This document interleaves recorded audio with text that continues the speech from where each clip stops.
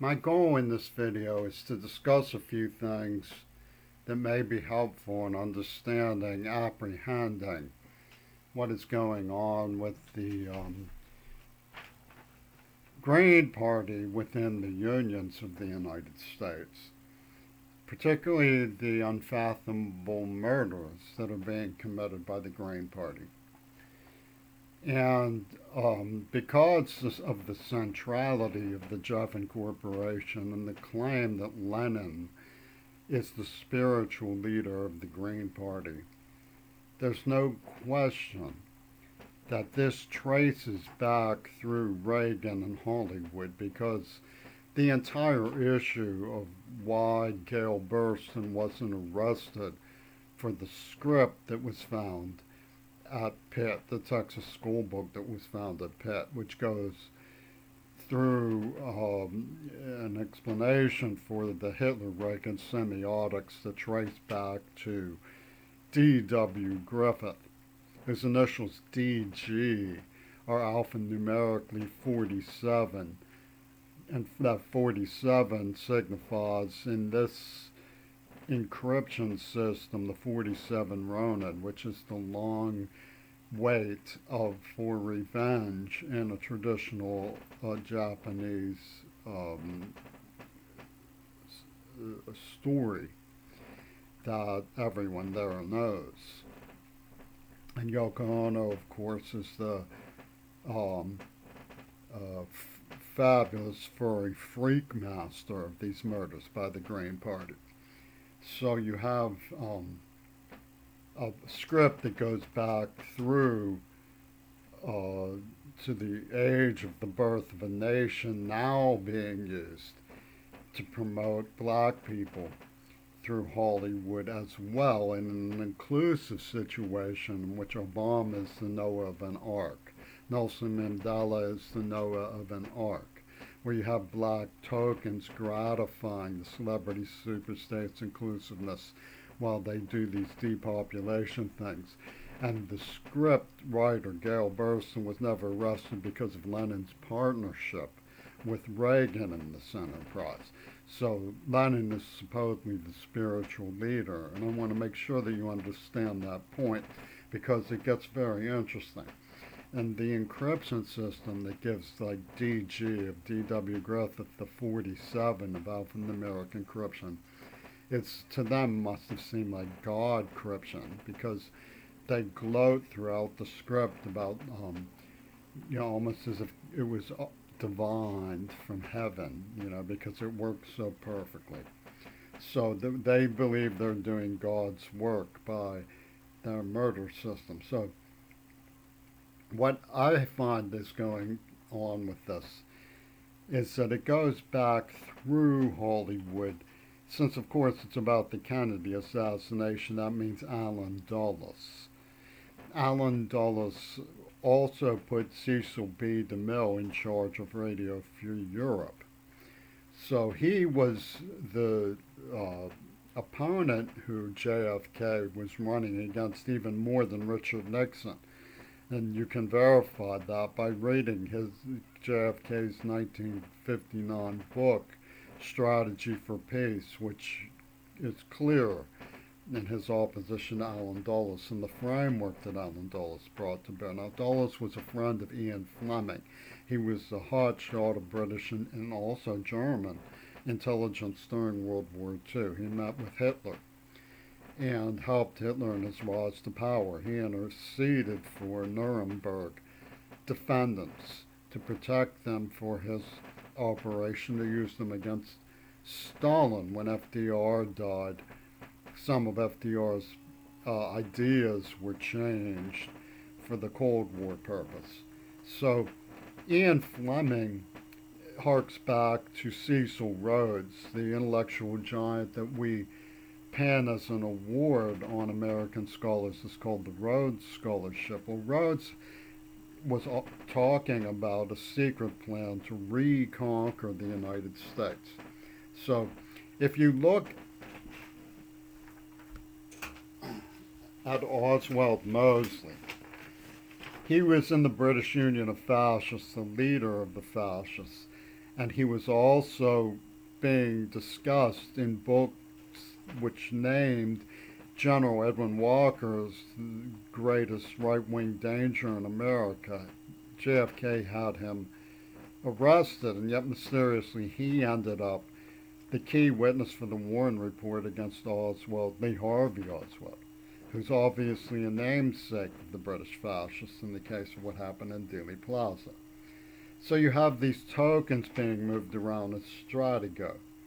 And one of the things that they were making sure of by promoting Lenin as the spiritual godfather of this business isn't just to bring along a unifying theme of like Reagan and Lenin, you know, and to say anybody who disagreed with it was insulting the old South. And you better believe they're going to fix your wagon if you don't go along with this, sonny boy.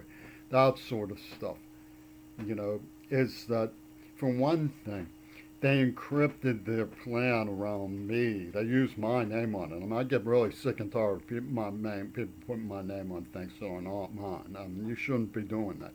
So, but the Carl brothers who were involved in this had this war game that led to a bird bath, which means that they had planned and they were inducting me and refusing to allow me under any circumstances anywhere in the United States of having a family because they wanted abortions on my ledger for their war game. That was critical to the entire concept of what they were doing. It was mandatory. They would kill to prevent me from having family. They've marked people who loved me. They've raped the girl who taught me sign language. They've killed Cecil Kennedy. So you have a situation where the bird bath is also being super scrutinized and officiated over by these lemmings from Lenin who are suicide pilots for the war game, demanding that Lenin be considered the spiritual guru of this Green Party situation. Okay, so people dispute that it could be possible that Lenin pulled a Houdini. So they say that since he really died, he's the spiritual master of a war game controlled by the people who therefore killed him. And that's why Gail Burstyn gets to go away, because she's the little Nicola of Yoko Ono's siege against the United States that's premised in the idea of this fanatical loyalty. Penis Gabriel has his hands in all of the police departments playing a last temptation war game. In other words, they don't just have lemmings, they have people saying, oh, if you try to lead a normal life, we will crucify you. And we just love to see you try to date someone so we can kill your children. That's just Penis Gabriel. That's his real mentality. He's a real psychopath, and he's a terrifying murderer. Now, he comes here from Britain, and they set up shop, and they build an ark. Do you think it's to benefit the United States? They're killing Kennedys, but they will say it's to benefit the United States. That's a very important factor.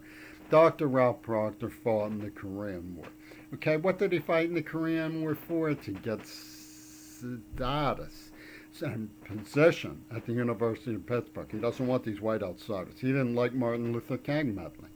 He's a veteran, and the veterans now, and that's Gramsci's war position. So he gets into position for the Green Party, for Africa.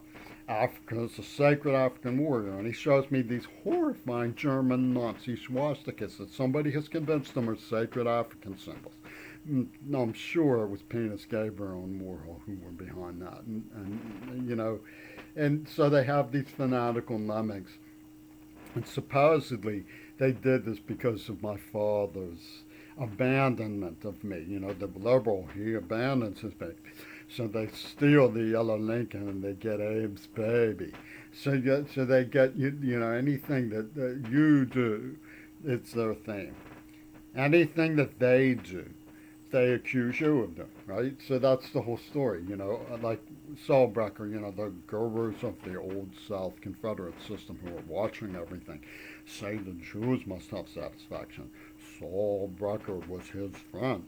Saul Brecker stole the Beatles story, right? But, he was doing, writing his name on checks, other people's names on checks, unfortunately, and getting caught at banks. But, the person who really stole the Beatles story was the Beatles. They stole their own story. See how neat they are? They worked with John Schulman, who was in the Smithsonian as having stolen books from Carnegie. So he's stealing books, and he has a bookseller's office called the Caliban on Celeron Street, and they're stealing the Celeron carrot tape, you know, Beatles story that they sold their own script. They were sitting there. It was plain and simple. They knew it was there, and they knew I didn't. And they impacted the neuroplasm, and they knew that neuroplasm was there, and they knew that I did.